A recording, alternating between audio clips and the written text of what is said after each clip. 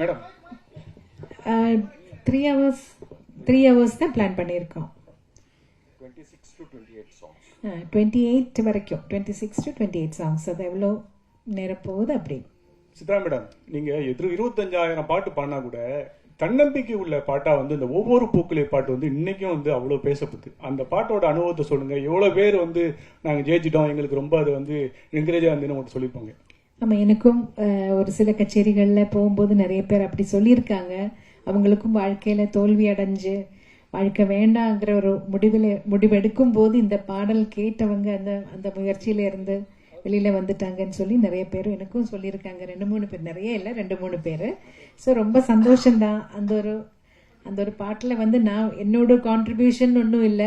Vijay sir எழுதினது, Bharadwaj sir இசையமைத்தது, நான் என்னோட குரல் கொடுத்தேன், அவ்வளோதான் நான் அதில் செஞ்சேன். ஆனால் அது நிறைய பேரோட மனசுல போய் சேர்ந்திருக்குன்னு நினைக்கும் போது ரொம்ப சந்தோஷம்.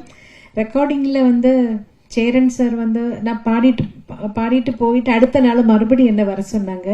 அதில் ஒரு சில வரிகள் இன்னும் கிளாரிட்டி வேணும் அப்படின்னு சொல்லி மறுபடியும் 2-3 லைன்ஸ் என்ன மறுபடியும் பாட வச்சாங்க. அப்படிதான் அந்த பாடல் வெளிவந்தது.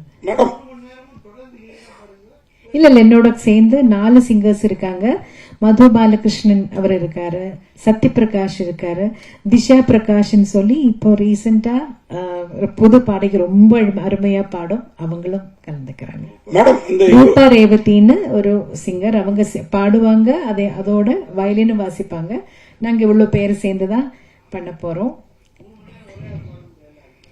3 மணி நேரம் எல்லாம் பாட முடியாது மேடம். இந்த 20,000 பாட்டுல இருந்து இந்த 26-28 பாட்டை நீங்க செலக்ட் பண்றீங்களா, இவங்க எல்லாம் செலக்ட் பண்றாங்களா, இல்ல ரசிகர்கள் செலக்ட் பண்ணிருக்காங்களா? நாங்க எல்லாரும் ஒரு டீமா உட்காந்து தான் செலக்ட் பண்ண போறோம். பாப்புலரான சாங்ஸ் ஜனங்களுக்கு பிடிக்குங்கிற மாதிரி எல்லாருக்கும் அவங்கவங்க சாய்ஸ் இருக்கும் இல்லையா, அந்த மாதிரி எல்லாரும் சேர்ந்துதான் நாங்க செலக்ட் பண்ணோம். எங்களுக்கு 20,000 பாட்டும் பிடிக்கும். லிஸ்ட் போடுறது ரொம்ப கஷ்டம். இந்த லிஸ்ட் போடுறது ரொம்ப கஷ்டம். மேடம், நீங்க அறிமுகமாகி இத்தனை வருஷம் ஆயிடுச்சு, ஆனா இது வரைக்கும் ஒரு தனி கச்சேரி பண்ணணும்னு ஏன் நினைக்கல? இப்போ ஆரம்பிச்சு பண்றதுக்கு உண்டான காரணம் என்ன? அப்படின்னு இல்லை, நான் தமிழ்ல கச்சேரிகள் பண்ணியிருக்கேன். ஆனா இந்த மாதிரி வெளிய பெருசா அந்த கிராண்ட் ஸ்கேல்ல பண்ணல. நான் மலையாளத்துல நிறைய கச்சேரிகள் பண்றேன், தமிழ்ல கூட பண்ணிருக்கேன்.